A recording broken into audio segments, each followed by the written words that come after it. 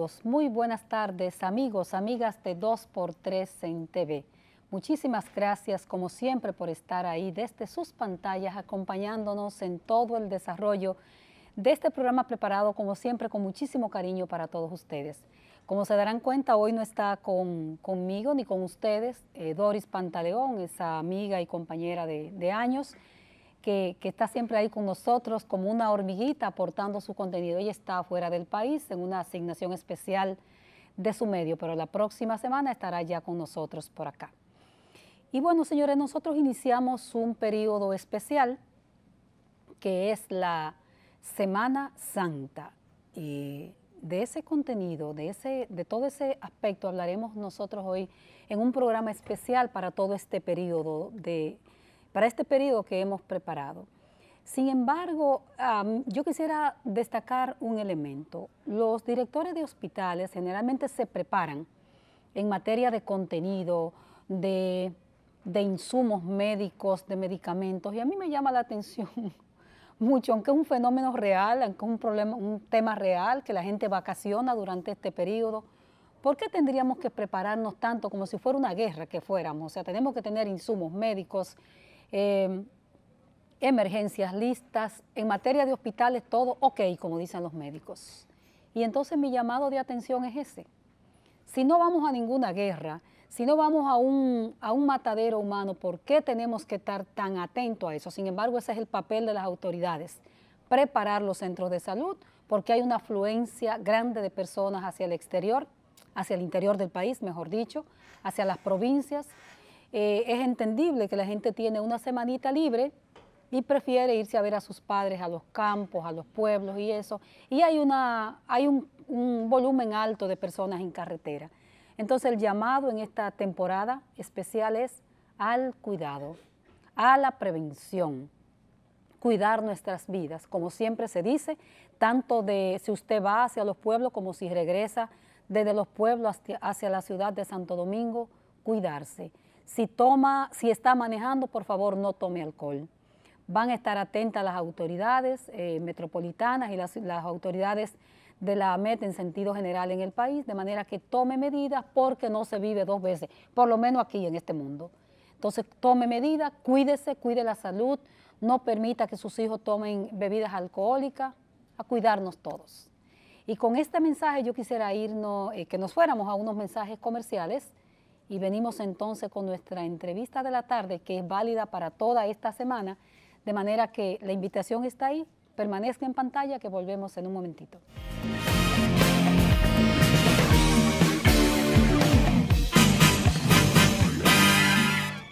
Gracias por continuar con todo el contenido de 2x3 en TV, que hoy trataremos de que sea un contenido interesante para este periodo. Como les había dicho, tengo conmigo en esta tarde a un sacerdote amigo de muchos años, pero no porque seamos viejos, al padre Tulio Cordero, quien ha estado aquí, pero hablando de poesía en otras ocasiones. Hoy vamos a hablar de todo un poco, pero vamos a enfatizarlo en la Semana Santa. Buenas tardes, Tulio. Buenas tardes. ¿Cómo estás tú? Muy bien, gracias a Dios. Tú, señor, es porque nosotros somos de viejos tiempos. Generalmente los invitados no se tutean, pero es que nosotros somos de la vieja guardia de mucho Tenemos tiempo. permiso. Tenemos permiso para eso. ¿Cómo te sientes? Muy bien, gracias a Dios. Y contento de compartir con esta comunidad esta comunidad que te ve desde los hogares. Así es.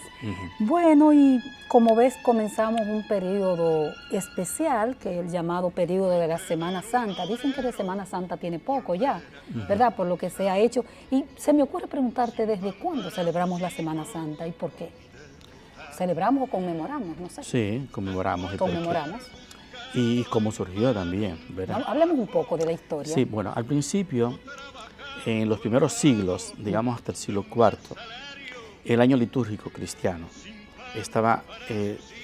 se enfocaba en dos grandes fiestas, que era la Navidad y era la celebración de la Pascua. La Pascua. La Pascua, no ya la Pascua judía, sino la celebración del paso de Jesús, del Hijo de Dios, nuestro Salvador, de la muerte a la vida, para salvarnos.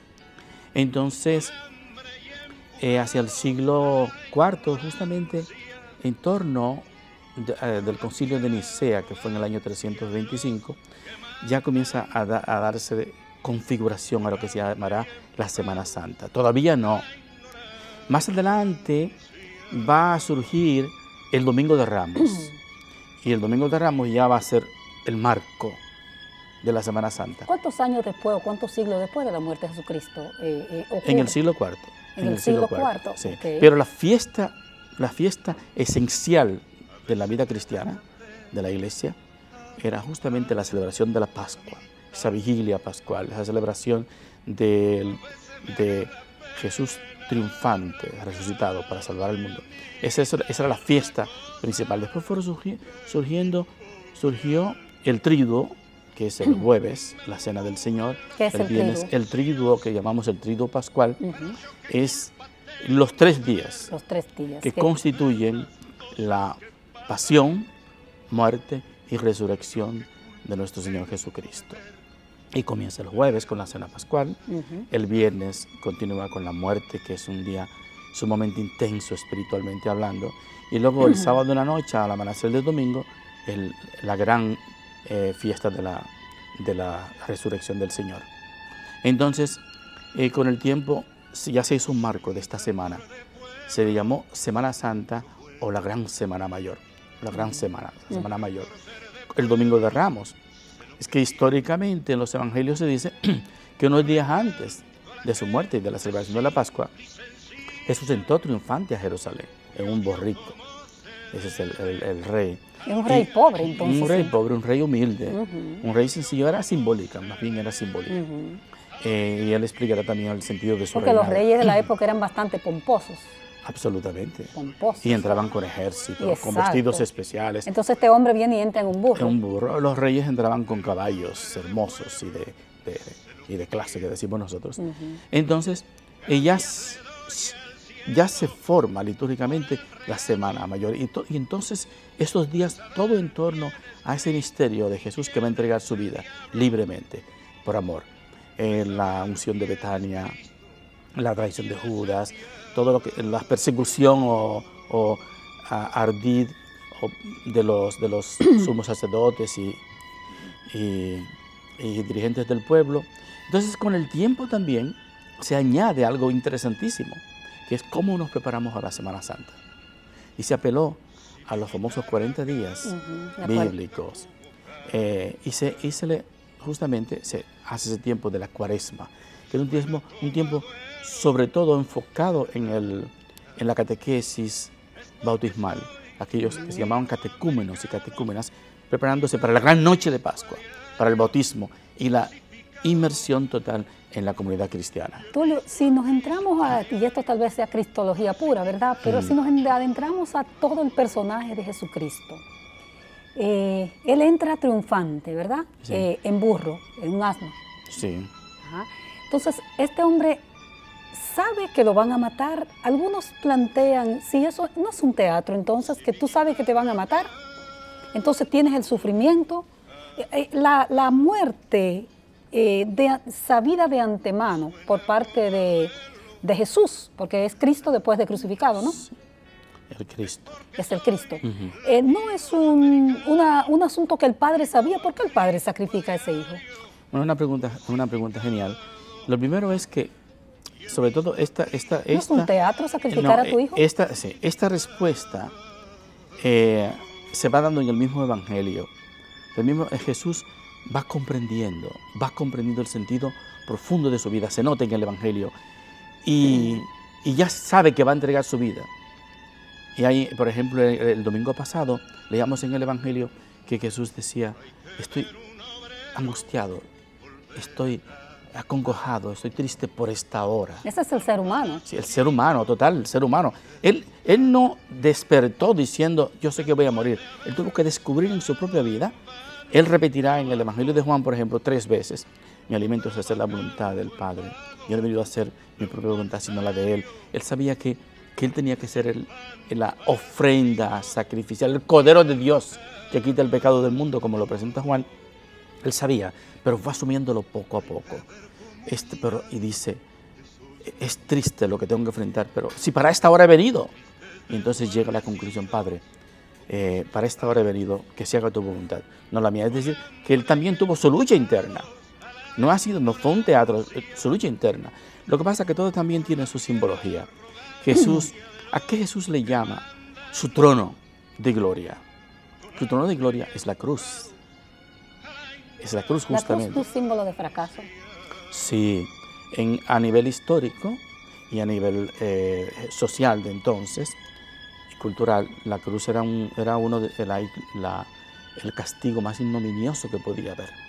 Era un signo absoluto de fracaso. Y que hay que decirle a la gente que no fue solo Jesús que murió en la cruz.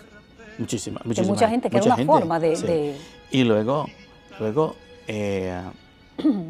los romanos, como ciudadanos romanos, podían ejecutar. Los judíos no podían ejecutar usando la cruz, solamente los romanos. Pero ningún ciudadano romano podía ser ejecutado. Porque era un símbolo de poder, ¿no? Era un símbolo de poder, pero también un símbolo de humillación absoluta. De humillación, exacto. Absoluta. O sea, yo que soy el poder no puedo morir en la cruz, pero los otros sí, que son los especies de súbditos. Entonces Jesús es interesante porque los judíos no podían crucificarlo.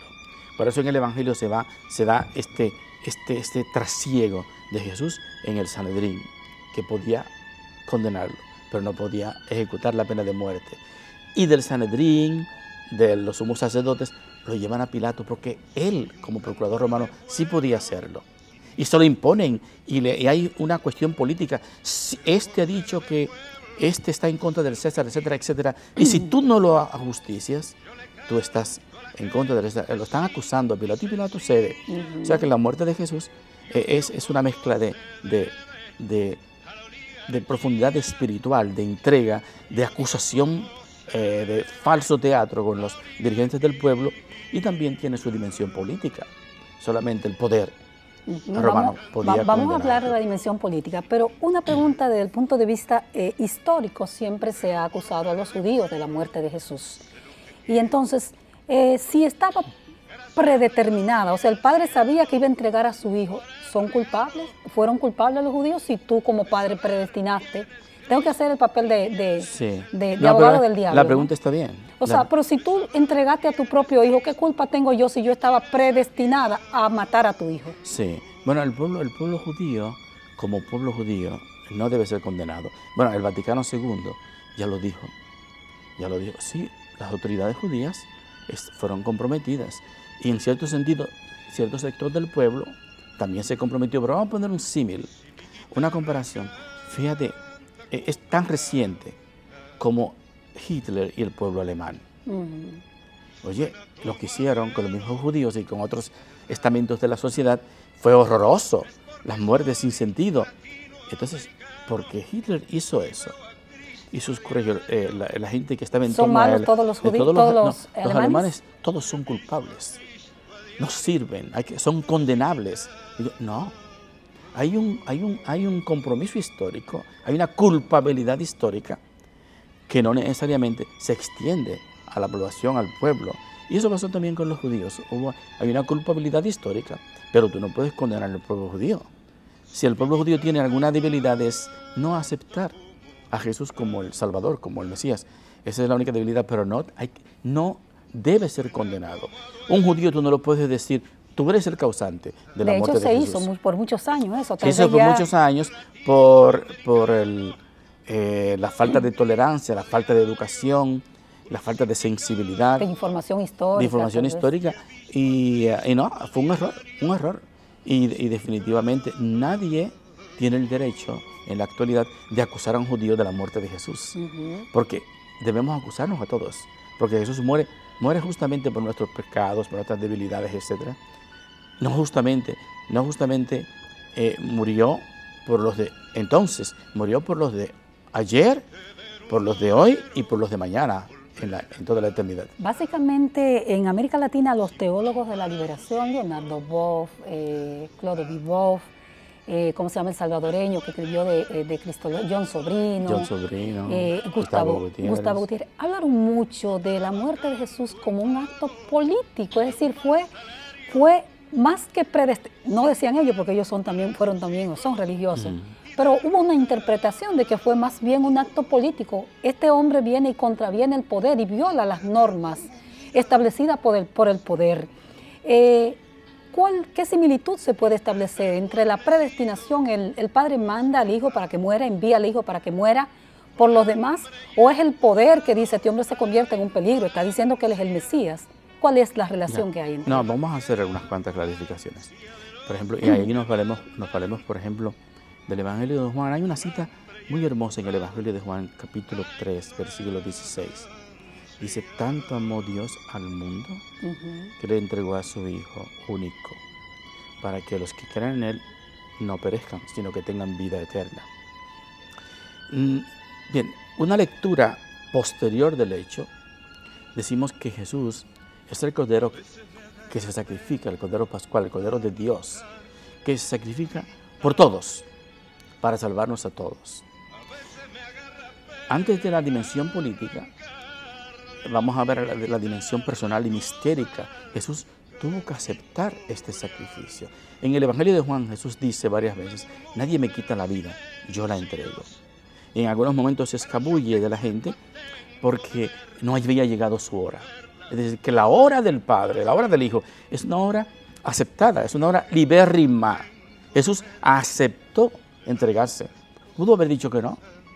Sí, el Padre, desde toda la eternidad, que lo sabe todo, tiene un presente continuo, conoce toda la historia, el Padre, Dios Padre, pero Jesús tuvo que aceptar, digamos, su destino. Si Jesús hubiera dicho, no, yo no tengo por qué morir, o tantas veces le dijeron, baja de la cruz, y no bajó de la cruz, la tentación final, baja de la cruz y sálvate a ti mismo. No, yo no vine a salvarme a mí mismo, como tampoco vine a que me sirvan, yo vine a dar la vida. O sea que no es, hay que coger con pinzas la palabra predeterminación.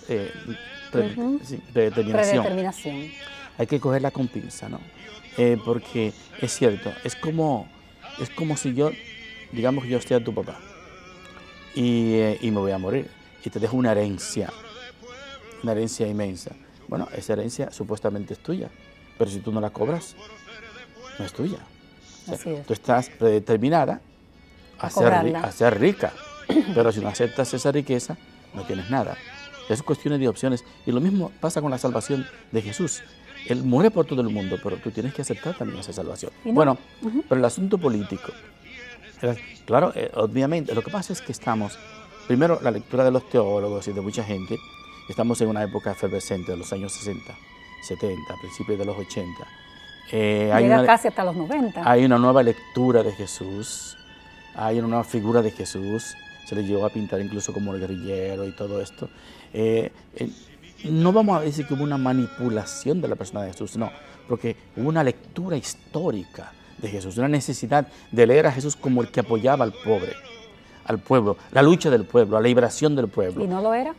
Claro, Jesús en el Evangelio se presenta como el que socorre, el hombre de la ternura infinita, el hombre que viene por los pecadores, por los humildes, etcétera, etcétera. Pero, claro, hubo una pequeña exageración. Y ahora fíjate que todo, no vamos a hablar de moda, pero son lecturas históricas. Ha pasado, no hay tanto énfasis en eso, porque es ¿O no así. será que la sociedad es más conservadora ya? Es más conservadora y más indiferente. Y más indiferente. Y más indiferente. Hay cosas que no se plantean, hay cosas que no les interesan, y es un trabajo muy grande que tenemos. Porque uno podría decir también que hay gente, salvando las distancias y las diferencias, como Ernesto Che Guevara, que entregó la vida lo mataron. Sí. No estaba predeterminado, pero si te fuiste a la montaña, tú sabes que el ejército te va a capturar. O Camilo Torres. O sea, gente que tenía un compromiso en el caso de Camilo Torres. O Camaño aquí. O sea, hay gente que ha entregado la vida de todas maneras. ¿Cuál es la diferencia entre esa gente? Orlando Martínez. Orlando Martínez, en el caso de nosotros de las letras. Sí. Hay una diferencia entonces entre el Jesucristo histórico, ese Jesucristo que entrega la vida, dice tú mismo haciendo acopio del Evangelio, Él entregó su vida, no se la quitaron. Y estas otras personas que en la historia han entregado su vida o se la quitaron. Bueno, esas personas tienen un valor absoluto en la historia. Hay personas bueno, Gandhi, el mismo Che, ¿por qué Che Guevara? Oye, Che Guevara sigue siendo un ícono, sigue siendo una figura increíble, por ese sacrificio, por esa generosidad absoluta. Era clase media acomodada. Sí, clase media y bien formado. Y bien formado. Y tenía sus ilusiones de joven y después fue transfigurándose poco a poco hasta que llegó al sacrificio total. Él sabía que iba a la boca del lobo. Eso es lo que dicen ustedes, una especie de kenosis. De kenosis, que es la entrega total. Entrega total. El abajamiento. Exacto. Pero en Jesús es el abajamiento. Se hizo humilde, se hizo hombre como cualquier otro hombre. Sufrió, padeció, sintió necesidades. Bueno, pero entonces estos hombres y estas mujeres, como Ama Tingó, como Teresa de Calcuta, como otras mujeres que fueron sacrificadas, estos hombres y mujeres son hombres admirables y mujeres admirables. Estas personas han sacrificado, entregado su vida por una causa. Que el Che Guevara, es el ejemplo que tú traías, no tenía un credo espiritual en la mano.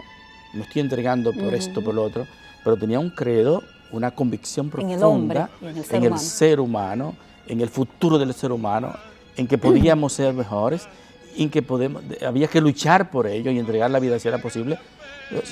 Son utopías maravillosas y realizaciones utópicas maravillosas y ejemplos increíblemente hermosos para la humanidad. Voy a pedirte tu anuencia para ir a unos comerciales y venimos entonces, si valió la pena. ¿Por qué tengo yo que estar involucrada en la muerte de Jesucristo si yo no estaba ahí, como dice mucha gente? Volvemos con el padre sacerdote Tulio Cordero en un momentito. Gracias le doy al cielo por el regalo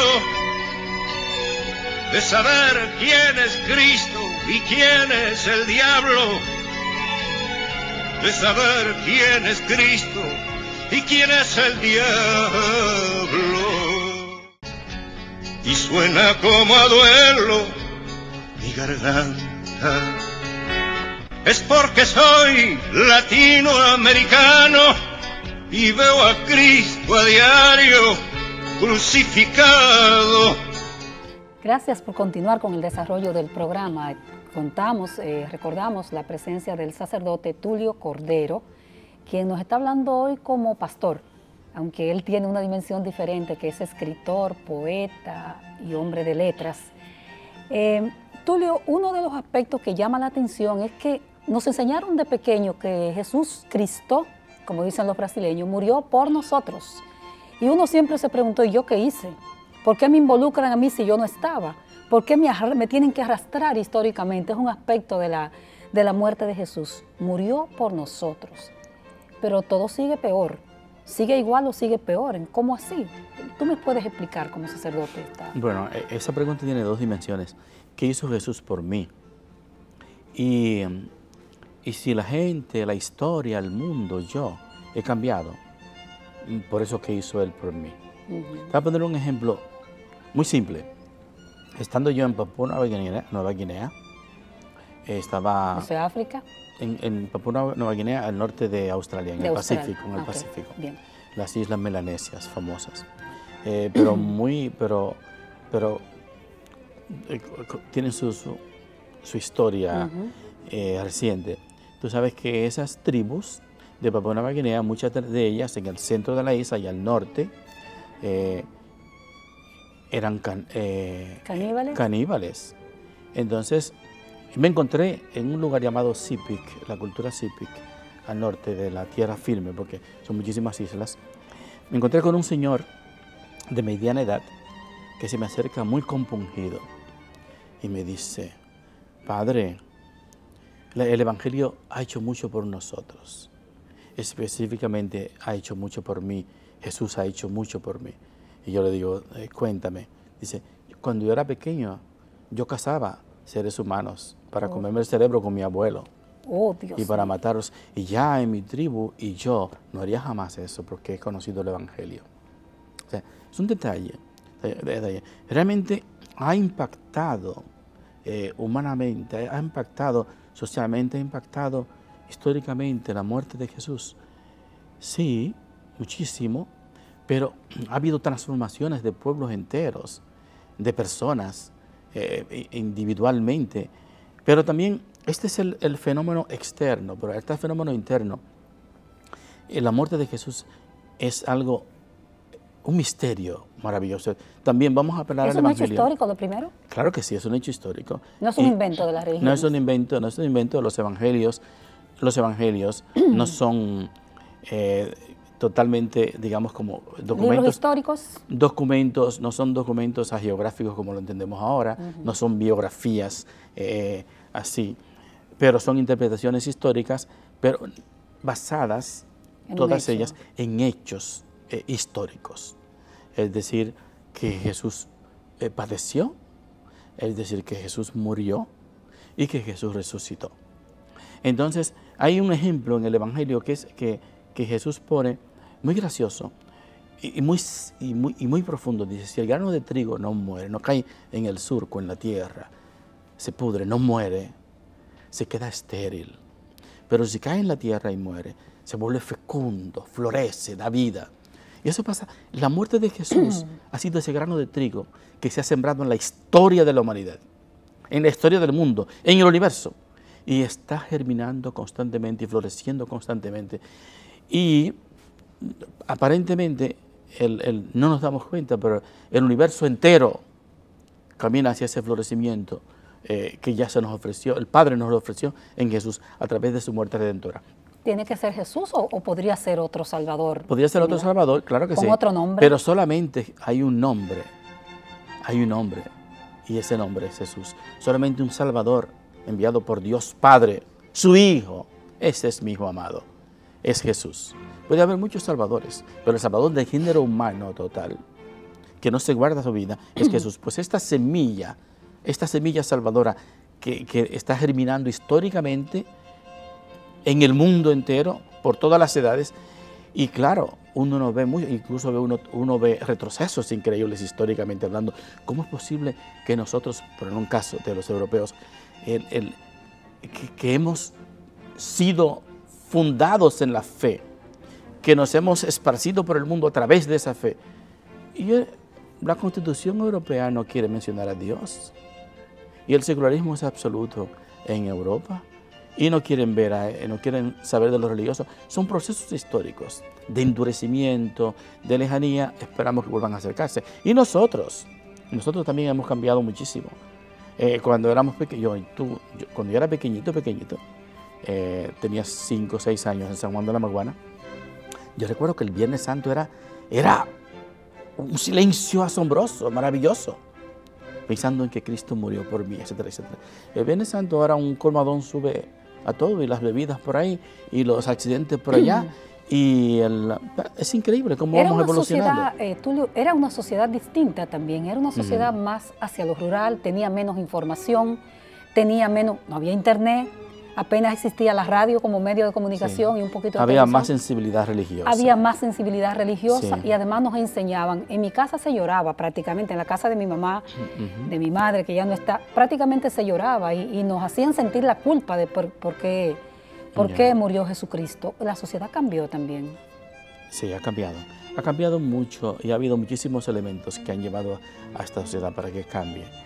Y lo malo es que se cambia por un lado y no se cambia para el otro. En vez de ver, por ejemplo, haber profundizado más espiritualmente, humanamente, estamos haciéndonos cada vez más superficiales y menos religiosos, menos espirituales. Y cuando uno se vuelve así, es menos sensible a los demás, es menos sensible al cuidado de los demás, es menos sensible al compromiso social, es menos sensible a sentirse responsable del otro y de la otra. Entonces, Jesús Cristo muere por nosotros, pero uno puede advertir hoy día, y esta pregunta que te estoy haciendo ahora se la hicimos a Monseñor Osoria, que vino aquí en una Navidad, pero hay grandes pecados en la humanidad que parecían más pequeñitos hace 1000 años, tal vez, hace 150 años, 200 años. Hay un nivel, por ejemplo, que a mí me llama la atención, que es el individualismo. Hay grandes pecados o males. Si fuéramos a verlo desde el punto de vista sociológico, son males. Desde el punto de vista religioso, pues son pecados. ¿Cuáles son esos grandes pecados? Esos grandes malos que van totalmente contra el cristianismo, a tu juicio, hoy día. Bueno, uno puede tomar el hecho de pecados en el mundo. Por ejemplo, hace tiempo que se está hablando del famoso secularismo, es decir, Dios cuenta poco en nuestras vidas, y si no contara, mucho mejor. Y se ha desplazado el énfasis de lo espiritual a lo material, al individualismo, a la superficialidad total. Y ese es un mal, digamos, global. El enriquecimiento ilícito, en detrimento de las mayorías. Y la insensibilidad moral. Por ejemplo, yo sé que estoy haciendo mal, pero siguen, no les importa. Entonces, eso nos ha tocado muchísimo también a nuestras sociedades. La indiferencia a los dictámenes morales profundos. Nos vamos enfriando en ese sentido. Y se ve en la sociedad. Mira, más que en sociedades extranjeras, afuera de nosotros, hay que mirar también nuestros males, nuestros pecados. Lo de esta sociedad. Lo de esta sociedad. Y muchos son obvios, otros no son tan obvios, pero, por ejemplo, está es tan vergonzoso, parece una palabra ya carente de sentido, hablar de la corrupción. Es increíble. Está tan de moda que ya como que hemos perdido la sensibilidad hacia ella. Pero los corruptos se campean. Ellos saben, oye, esto es un modus vivendi. Esto es una manera de ser. Y nadie van a las iglesias y comulgan los domingos. Eso. Y nadie me va a poner trabas. O sea, no hay vergüenza. Y, por ejemplo, hoy salió en la prensa, decía que es un mal grandísimo, y el procurador de la República, creo que el procurador de la República decía, uno de los grandes a nivel de decisión, de justicia, dice que la gente está tomando, que está muy negativo que la gente tome la justicia en sus propias manos. Bueno, eso es vergonzoso, es bajo eso, pero la gente lo hace porque no hay garantía no hay garantía de nada, y es todo un show mediático. Lo de Brexit y compañía es un show mediático. No se ha hecho nada, no se hace nada. La corrupción es una vergüenza tristísima, que es una palabra que está también perdiendo peso. Una palabra más. Hay muchos corruptos, hay corrupción, y eso es un gran mal. Otro mal grande nuestro es la educación ciudadana. Hemos bajado en todo el sentido de la palabra, hemos bajado en la manera de expresión de la gente, en la manera de dirigirse de la gente, en la manera de respetar las leyes, en la manera el civismo, la delicadeza social, la delicadeza humana. La pérdida de respeto a la vida, por ejemplo. Exactamente. Aquí se respeta la vida de manera olímpica. Son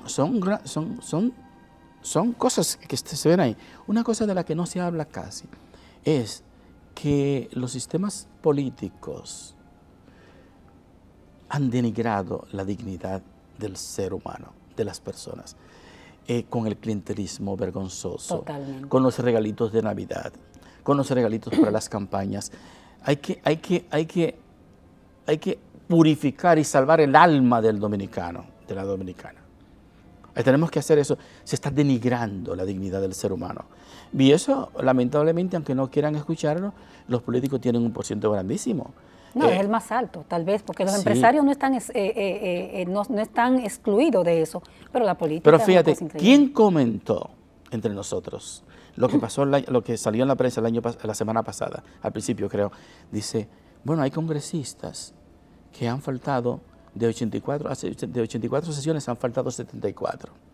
Otros han faltado 73. Otros dicen, oye, y dice la Constitución que hay que llamarlos a juicio, hay que expulsarlos del hemiciclo o del Congreso, y nadie ha dicho nada. Ellos siguen así tranquilamente y ganándose un sueldo, cobrando sin hacer nada, Oye, increíble, eso es vergonzoso. Y podríamos, sí. Eso es vergonzoso. Y nosotros, insensibles a esas cosas. Salió por la prensa y no ha habido nada, no se ha hecho nada. Es vergonzoso. Pero hay un cristianismo que no lleva compromiso y la gente se va solamente a la parte del culto. Por ejemplo, hay cristianos que dicen, yo voy a misa y comulgo todos los domingos, yo me congrego, pero esa congregación, ese culto, no tiene que era tan bonito eso cuando se hablaba de teología de la liberación, que tú sabes que yo me inscribí en toda esa línea, cuando se hablaba de mezclar, de que la vida espiritual no estuviese divorciada del compromiso social. Exacto. Bueno, tan simple como eso. Si mi vida litúrgica, si mi vida cristiana de congregacional y no me lleva a un compromiso serio con los demás, con el medio, con la sociedad, entonces es una vida... Es un espectáculo, parte del espectáculo, sí, tal vez. Y también mucha inconsciencia, mucha inmadurez espiritual. Una persona que realmente celebre la Eucaristía, escuche la palabra, se transforme, se convierta, tiene que preocuparse por los demás y tiene que inquietarse por lo que pasa a su alrededor y tiene que inquietarse por el destino de los que están cerca de él. Por lo tanto, una vida espiritual o litúrgica que no se comprometa es una vida con poco fundamento y con poca madurez cristiana. Y entonces toda la muerte de Jesús Cristo, ¿valió la pena si estos pecados parecen haberse agigantado, pecados o males sociales? Parece que las guerras no cesan. Ahora está el problema que el Papa Francisco se preocupa tanto con los flujos migratorios y la política de odio contra los grandes segmentos migratorios en Europa, pero en República Dominicana, América Latina no está ajena a eso. No queremos a los pobres molestan, apestan, los negros apestan, o sea, hay esos grandes problemas. Entonces, ¿hasta qué punto valió la pena? La misma pregunta se hace con los líderes. Dice, bueno, ¿y valió la pena que las Mirabal se entregaran a esta dictadura, que las matara? ¿Valió la pena que Orlando Martínez muriera?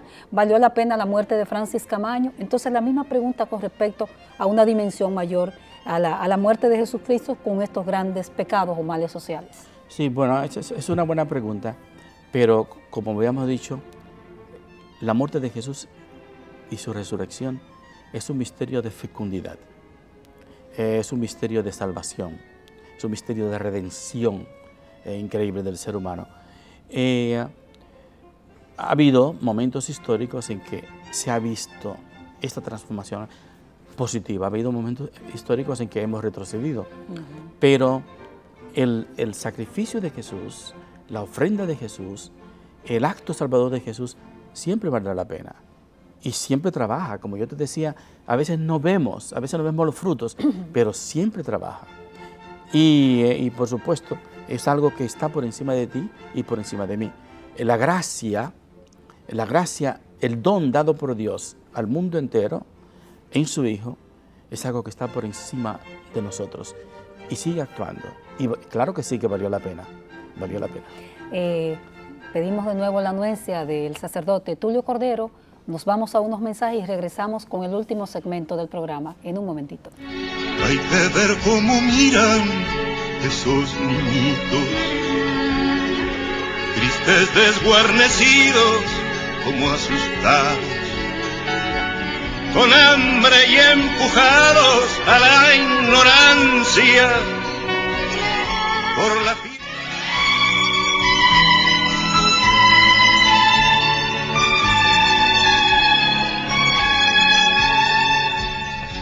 Si mi guitarra canta como canta. Con el padre Tulio Cordero podríamos hablar de cristología, podríamos hablar de teología y de otros muchos temas más, pero el tiempo en televisión, ustedes saben que es el mismo, pero uno siente que se le hace corto.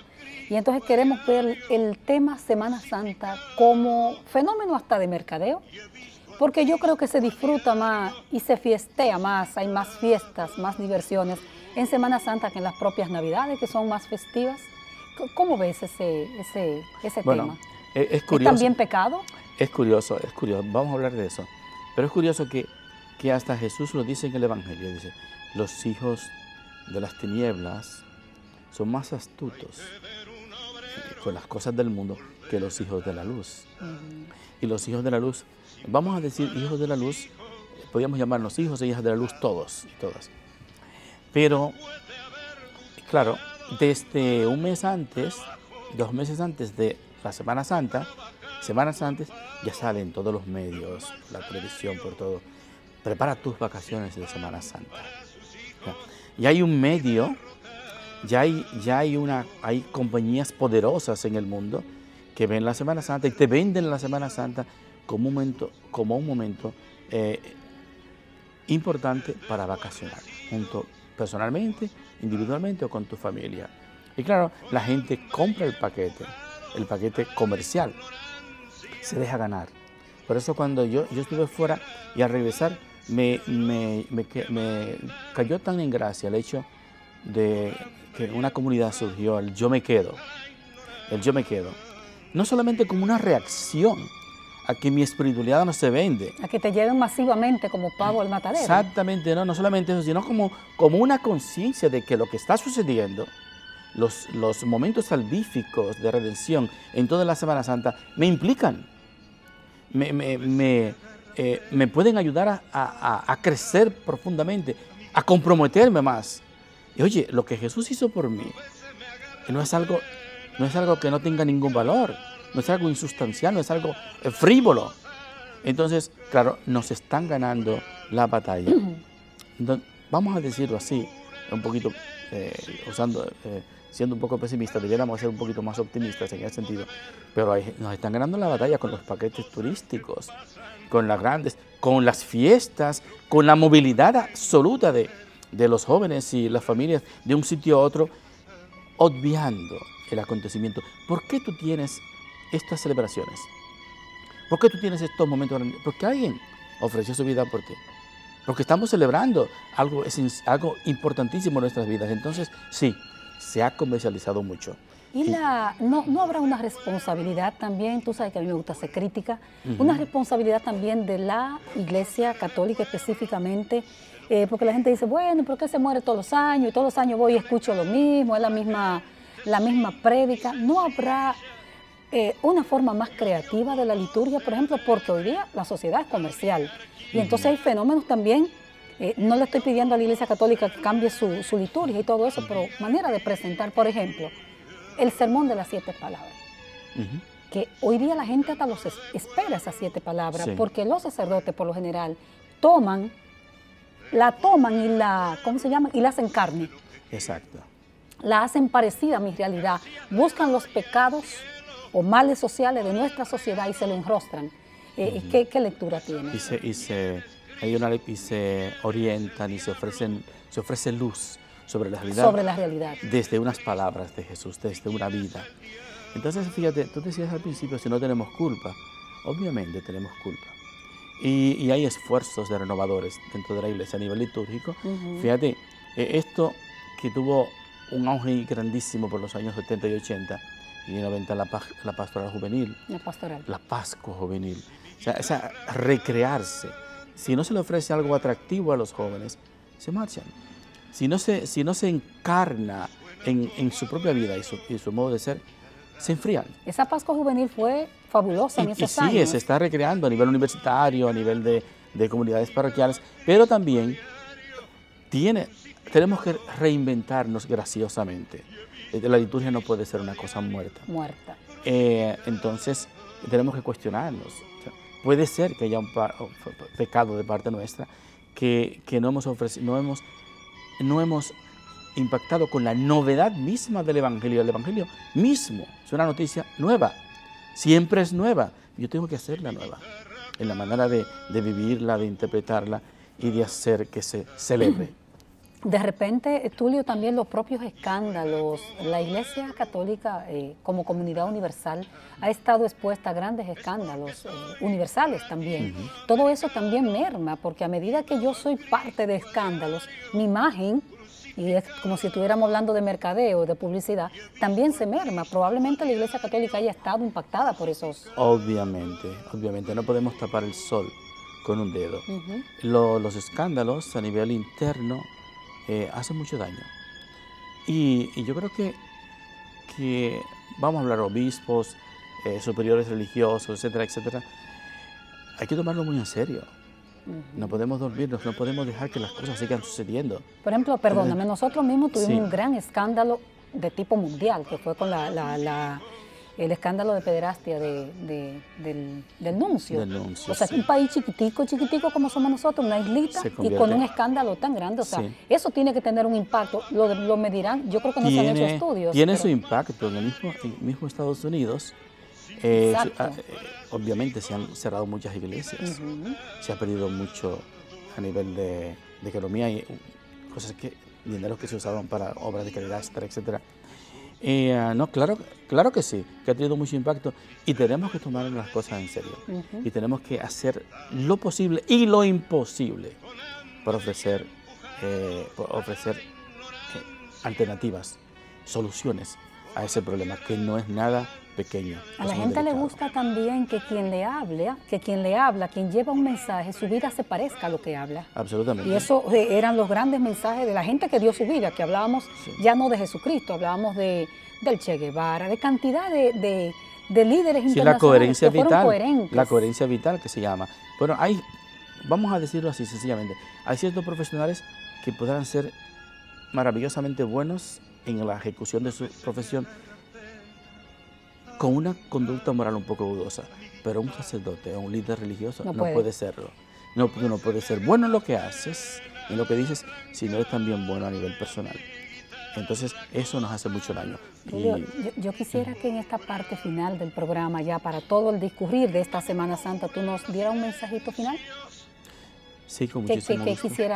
¿Qué mensaje bueno que le llegue a la gente finalmente en esta semana? Bueno, lo primero es que tenemos que aprender a valorar. Se nos ha hecho un don, un regalo maravilloso. La vida. La vida. Y se nos ha regalado la salvación para esta vida.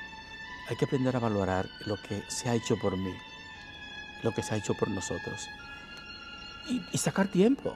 Oye, que la vida no es solamente salir a pasear, salir a disfrutar, salir a aquello, bulla, ruido. No es solamente eso. La vida es también interiorizar.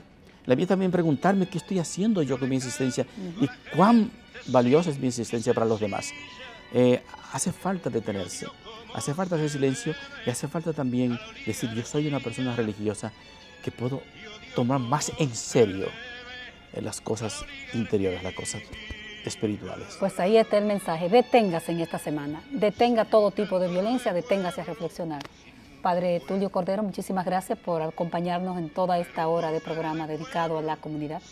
Encantado, un placer. Nos vemos nosotros entonces el próximo sábado a la misma hora por Teleradio América. Por el regalo de saber quién es Cristo y quién es el diablo, de saber quién es Cristo y quién es el diablo.